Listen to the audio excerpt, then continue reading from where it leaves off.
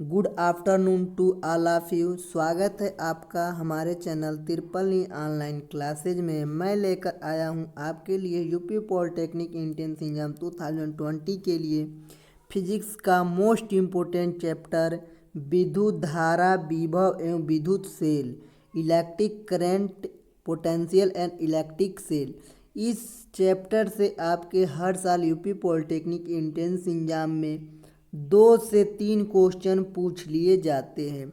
ये आपका entrance exam की आबि से ये चैप्टर मोस्ट इम्पोर्टेंट है, क्योंकि इस चैप्टर से 2 से 3 क्वेश्चन पूछ लिए जाते हैं। शुरू करते हैं आज का चैप्टर। यहाँ पे आपका दिया है विद्युत धारा यानी कि इलेक्ट्रिक करंट।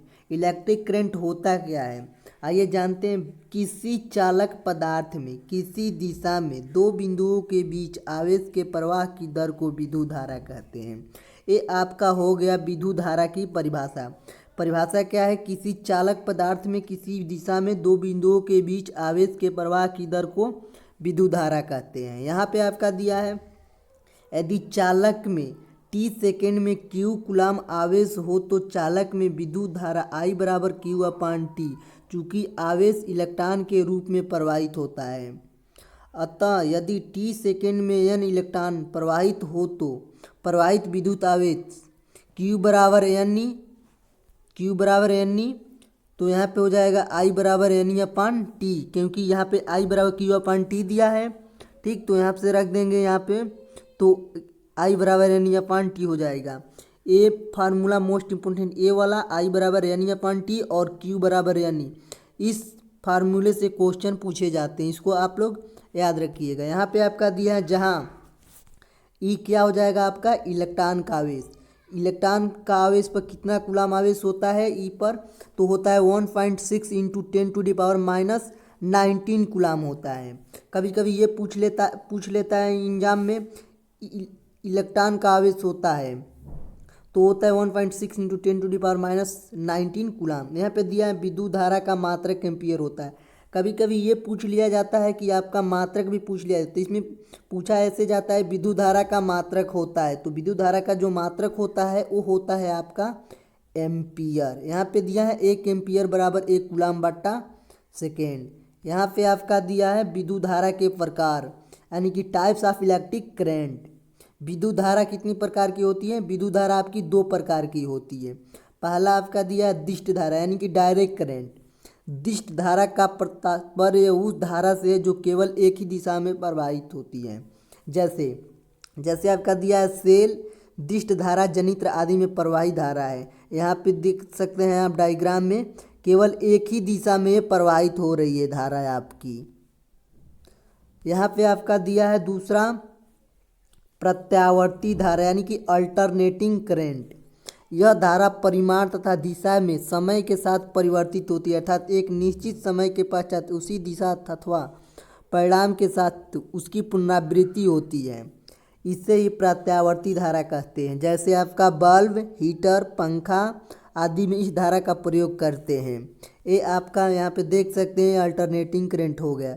यह धारा जो होती है परिमाण तथा दिशा समय के साथ परिवर्तित होती है।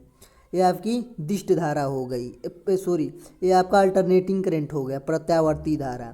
यहाँ पे आपका दिया है विद्युत विभव यानी कि इलेक्ट्रिक पोटेंशियल। किसी एकांक धन आवेश को अनंत से किसी बिंदु तक लाने में किया गया कार्य उस बिंदु पर विद्युत विभव कहलाता है। ये आपका जो हो गया वो हो गया परिभाषा विद्युत विभव का। परिभाषा क्या है, एक बार मैं फिर से रिपीट कर दे रहा हूँ। परिभाषा आपका है, किसी एकांक धन आवेश को अनंत से किसी बिंदु तक लाने में किया गया कार्य उस बिंदु पर विद्युत विभव कहलाता है।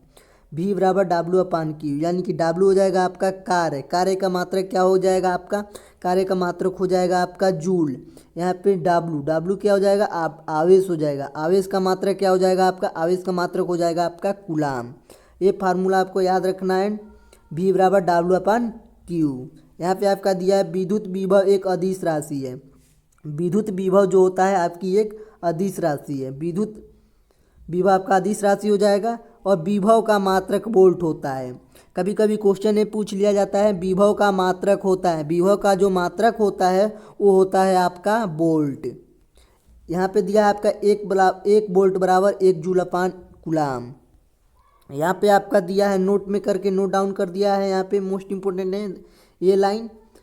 यहाँ पे दिया है धनात्मक आवेश के कारण किसी बिंदु यानी कि विद्युतीय क्षेत्र के यानी कि पर विभव ऋणात्मक तथा धनात्मक आवेश के कारण विद्युत क्षेत्र के किसी बिंदु पर विभव धनात्मक लिए जाते हैं। ये आपको याद रखना है। यहाँ पे आपका दिया है विभवांतर यानी कि पोटेंशियल डिफरेंस।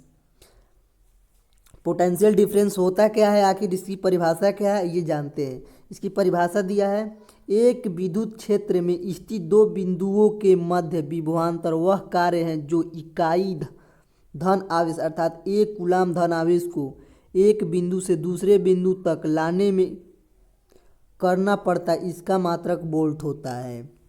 ये आपका हो गया विभवांतर की परिभाषा।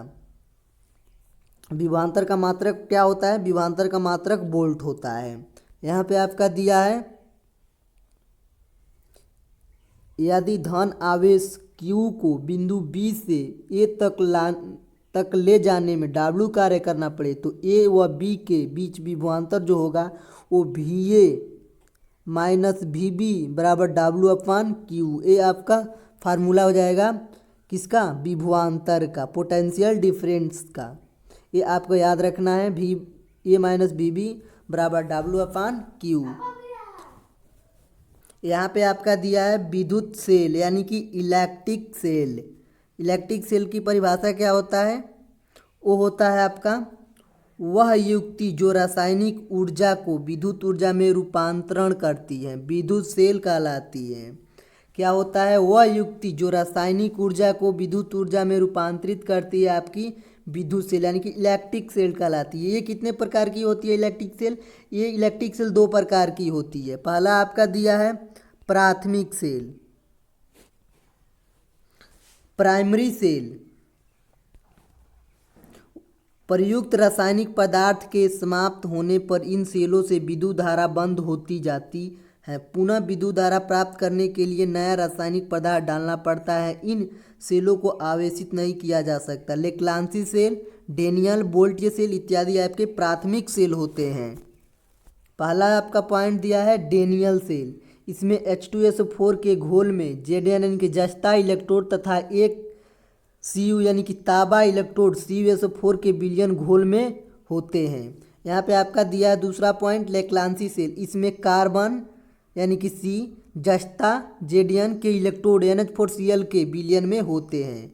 यहाँ पे आपका दिया है शुष्क सेल।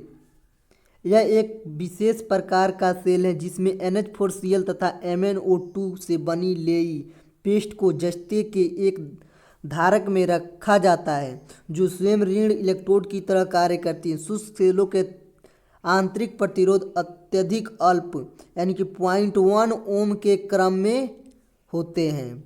यहाँ पे आपका दिया है द्वितीयक सेल यानी कि सेकेंडरी सेल।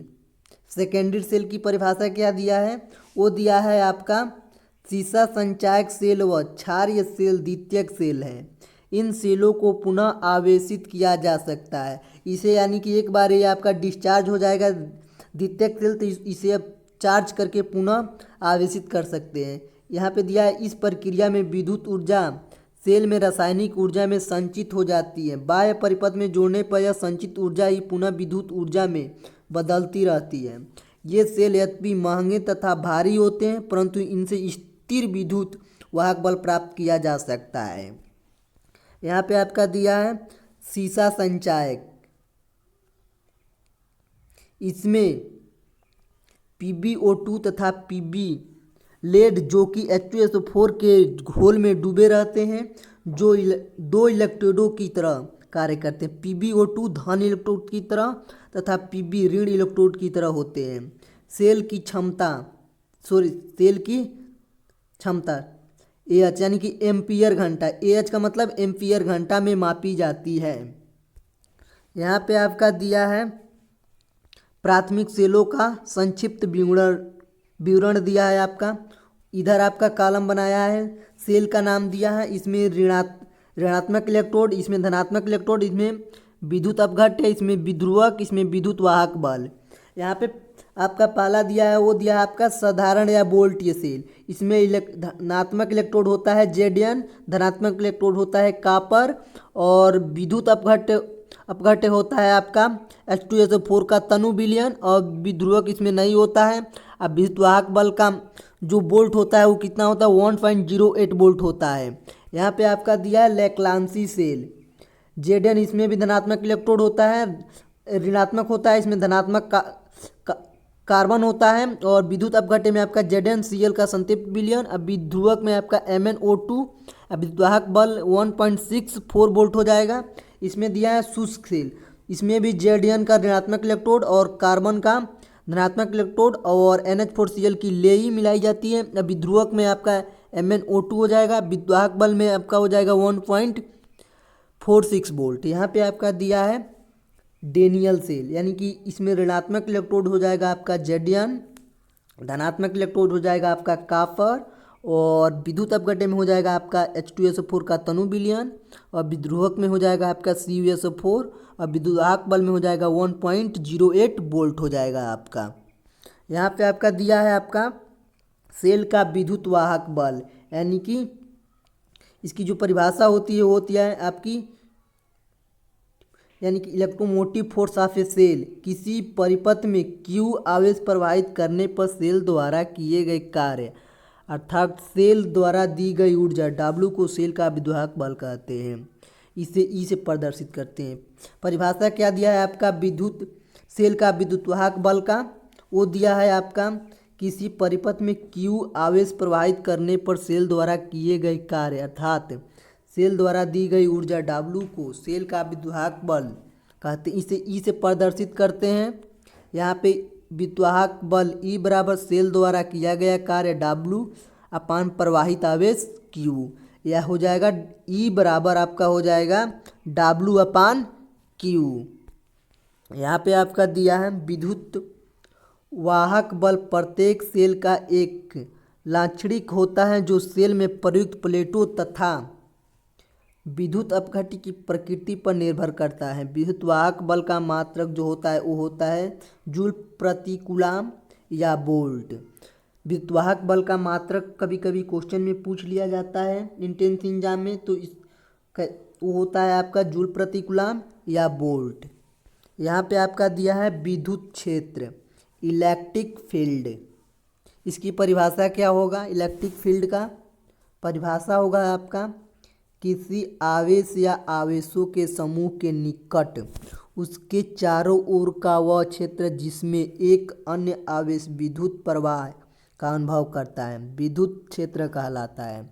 इसे एक परीक्षण आवेश धनात्मक Q0 द्वारा अनुभव किया जा सकता है। परीक्षण आवेश विद्युत क्षेत्र में चलने की प्रवृत्ति रखता है। परीक्षण आवेश का मान इतना कम होना चाहिए कि इसके द्वारा उत्पन्न क्षेत्र नगण्य हो। ये आपका हो गया विद्युत क्षेत्र की परिभाषा।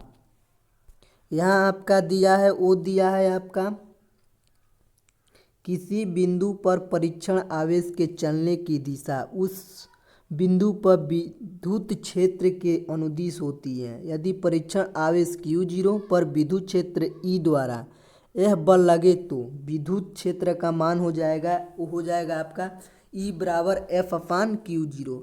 ये आपको याद रखना है। ये आपका जो फार्मूला होता है वो होता है आपका विद्युत क्षेत्र का E बराबर F अपान Q0। यहाँ पे आपका दिया है E का मात्रक जो होता है वो होता है आपका न्यूटन प्रति कूलाम या वोल्ट प्रति मीटर। यहाँ पे आपका दिया है किसी बिंदु पर विद्युत क्षेत्र उस बिंदु से गुजरने वाली बल रेखा के घनत्व को बताता है। ये क्या बताता है आपका विद्युत बल रेखाएं। ये आपकी विद्युत बल रेखाएं हैं। ये भी है। ये क्या है आपका, ये आपका धनात्मक है, यानी कि प्रतिकर्षण कर रहा है। यहाँ पे देख सकते हैं तीर का निशान बनाया गया, चारों तरफ प्रतिकर्षण हो रहा है। यहाँ भी प्रतिकर्षण हो रहा है। और यहाँ पे आपका बनाया है ऋण आवेश, यानी कि ये आकर्षण कर रहा है, ये आकर्षित हो रहा है। तीर का निशान आप देख सकते हैं, आकर्षित हो रहा है। यहाँ पे आपका क्या दिया था, वो दिया था किसी बिंदु पर विद्युत क्षेत्र उस बिंदु से गुजरने वाली बल रेखाओं के घनत्व को बताता है। यहाँ पे आपका दिया है चित्र ए तथा चित्र बी को देखने से स्पष्ट है कि आवेश के नज़दीक के किसी बिंदु पर बल रेखा का घनत्व अपेक्षाकृत किसी दूर के बिंदु पर के बल रेखा के घनत्व से अधिक होगा। फलतः नज़दीक स्थित बिंदु पर विद्युत क्षेत्र का मान अधिक होगा। यहाँ पे आपका दिया है गोलीय आवेश, यानी कि स्फेरिकल चार्ज। स्फेरिकल चार्ज क्या होता है, इसकी परिभाषा क्या होती है, आइए जानते हैं। यहाँ पे आपका दिया है संपूर्ण आवेश गोले की सतह पर रहता है। संपूर्ण आवेश जो होता है वो आपके गोले की सतह पर होता है। गोले के भीतर, यहाँ पे क्या दिया है, गोले के भीतर कोई आवेश नहीं होता, इसके अंदर कोई आवेश नहीं होगा, जो होगा आपका वो पृष्ठ पर ही होगा आवेश। गोले की बाहरी सतह पर एवं भीतर के प्रत्येक बिंदु पर विभव समान होता है। यहाँ पे ये लाइन मोस्ट इम्पोर्टेंट है, गोले के बाहरी सतह एवं भीतर के प्रत्येक बिंदु पर विभव समान होता है। भीतर भी और इसके सतह पे भी विभव समान रहेगा, एक समान, इसलिए गोले के पृष्ठ को समविभव पृष्ठ कहते हैं। यहाँ पे दिया है यदि r त्रिज्या के गोले पर q आवेश है तो वह सतह पर क्या होगा, विद्युत क्षेत्र की तीव्रता k into Q upon R square, यानी कि विभव बराबर क्या हो जाएगा, k into Q upon R हो जाएगा, जहाँ आपका k क्या हो जाएगा, एक नियतांक हो जाएगा। यहाँ पे आपका दिया है यदि गोला खोखला हो तो इसके अंदर विद्युत क्षेत्र का मान शून्य होगा। ये लाइन मोस्ट इम्पोर्टेंट है आपका, क्या कह रहा है आपका यदि गोला खोखला हो तो इसके अंदर विद्युत क्षेत्र का मान जो होगा वो हो जाएगा आपका शून्य, किंतु यदि गोला ठोस हो तो सिर्फ इसके केंद्र पर विद्युत क्षेत्र शून्य होगा। अगर गोला ठोस हो तो सिर्फ इसके केंद्र पर विद्युत क्षेत्र का मान जो होगा वो शून्य हो जाएगा। गोले के अंदर के केंद्र को छोड़ अलग अलग त्रिज्याओं वाले वृत्त की परिधियों के बिंदुओं पर विद्युतीय विभव तथा विद्युत क्षेत्र के मान अलग अलग होते हैं। यहाँ आपका दिया है एक्सपर्ट टिप्स, इसको ध्यान रखना है, आपको याद रखना है। ये लाइन मोस्ट इम्पोर्टेंट है आपकी। यहाँ पे आपका कह रहा है विद्युत धारा का प्रवाह विभवांतर के कारण होता है। क्या कह रहा है, विद्युत धारा का प्रवाह विभवांतर के कारण होता है। यहाँ पे आपका दिया दूसरा पॉइंट, विद्युत धारा का प्रवाह सदैव उच्च विभव से निम्न विभव की ओर तथा इलेक्ट्रॉन का प्रवाह निम्न विभव से उच्च विभव की ओर होता है। एक बार मैं फिर से इस लाइन को रिपीट कर दे रहा हूँ। क्या कह रहा है आपका विद्युत धारा का प्रवाह सदैव उच्च विभव से निम्न विभव की ओर तथा इलेक्ट्रॉन का प्रवाह निम्न विभव से उच्च विभव की ओर होता है। यहाँ पे आपका दिया है नेक्स्ट पॉइंट, वो दिया है आपका विद्युत धारा का प्रवाह इलेक्ट्रॉन प्रवाह की दिशा के विपरीत होता है। एक बार फिर से रिपीट कर दे रहा हूँ, क्या कह रहा है, विद्युत धारा का प्रवाह इलेक्ट्रॉन प्रवाह की दिशा के विपरीत होता है। नेक्स्ट पॉइंट आपका दे रहा है, वो रखा रहा है विद्युतीय बल रेखाएं एक दूसरे को कभी नहीं काटती अथवा स्पर्श नहीं करती। क्या कह रहा है, विद्युतीय बल रेखाएं एक दूसरे को कभी नहीं काटती हैं अथवा स्पर्श भी नहीं करती हैं। यहाँ पे नेक्स्ट पॉइंट दिया है, वो दिया है आपका विद्युत धारा में दिशा और परिमाण दोनों होते हैं। विद्युत धारा में दिशा और परिमाण दोनों होते हैं, यद्यपि यह एक क्या हो जाएगा, अदिश राशि हो जाएगा। यहाँ पे आपका दिया है किसी बिंदु पर अनेक आवेशों के द्वारा विभव उस बिंदु पर अलग अलग समस्त आवेशों के द्वारा प्रेषित विभवों के योग के बराबर होता है। इस लाइन को मैं फिर से रिपीट कर दे रहा हूँ। क्या कह रहा है, किसी बिंदु पर अनेक आवेशों के द्वारा विभव उस बिंदु पर अलग अलग समस्त आवेशों के द्वारा प्रेषित विभवों के योग के बराबर होता है। आपका नेक्स्ट पॉइंट दिया है, लास्ट पॉइंट दिया है आपका, क्या दिया है, वो दिया है आपका किसी बिंदु पर अनेक आवेशों के द्वारा उत्पन्न क्षेत्र उस बिंदु पर अलग अलग समस्त आवेशों द्वारा प्रेषित विद्युत क्षेत्रों के सदिश जो के बराबर होता है। सेलों से हम दिष्ट धारा प्राप्त करते हैं। आइए शुरू करते हैं। आज का पहला क्वेश्चन आपका दिया है, वो दिया है आपका इस चैप्टर का पहला प्रश्न आपका दिया है, वो दिया है आपका घरों में प्रयुक्त धारा होती है। ऑप्शन ए दिष्ट धारा, बी प्रत्यावर्ती धारा, ऑप्शन सी दिष्ट धारा और प्रत्यावर्ती धारा दोनों, और डी इनमें से कोई नहीं। ये आपका पॉलिटेक्निक एंट्रेंस एग्जाम 2008 में यानी कि 2008 में पूछा गया था। घरों में प्रयुक्त धारा होती है। इस क्वेश्चन का आंसर आप हमें कमेंट बॉक्स में दीजिएगा। मैं इसका आंसर बता दे रहा हूँ। इसमें जो आपका राइट आंसर हो जाएगा वो हो जाएगा ऑप्शन नंबर बी प्रत्यावर्ती धारा। नेक्स्ट क्वेश्चन आपका दिया है, वो दिया है किसी विद्युत परिपथ में एकांक धनावेश को दो बिंदुओं के बीच स्थानांतरित करने में किया गया कार्य कहलाता है। ऑप्शन ए दिया है विद्युत धारा, बी विभवांतर, सी आवेश, डी विभव।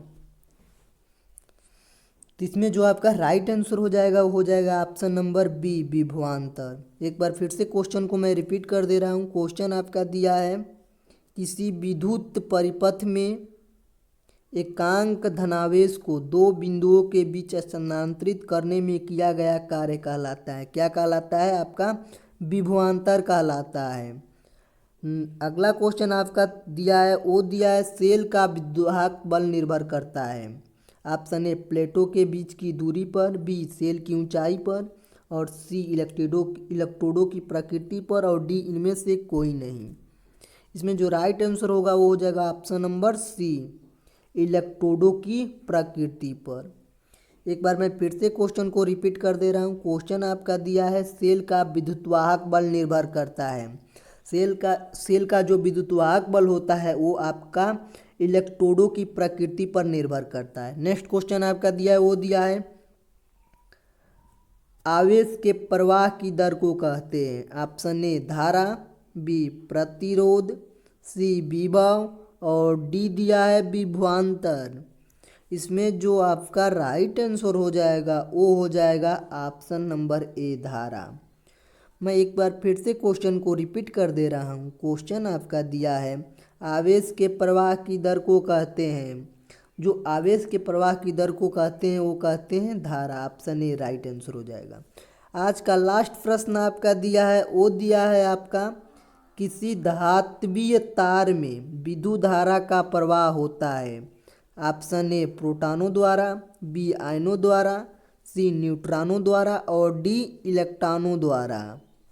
इसमें जो आपका राइट आंसर हो जाएगा वो हो जाएगा आपका ऑप्शन नंबर डी इलेक्ट्रॉनों द्वारा। मैं एक बार फिर से क्वेश्चन को रिपीट कर दे रहा हूँ। क्वेश्चन आपका दिया था, वो दिया है किसी धात्विय तार में विद्युत धारा का प्रवाह होता है। जो धात्विय तार में विद्युत धारा का प्रवाह होता है वो होता है आपका इलेक्ट्रॉनों द्वारा। ये रहा आज का लास्ट प्रश्न। अगर आपको ये वीडियो अच्छा लगा हो तो लाइक, कमेंट, शेयर और हाँ सब्सक्राइब करना ना भूलिए, और बेल आइकन दबा दीजिए ताकि आने वाले वीडियो का नोटिफिकेशन सबसे पहले आप तक पहुँचे। देखने के लिए धन्यवाद।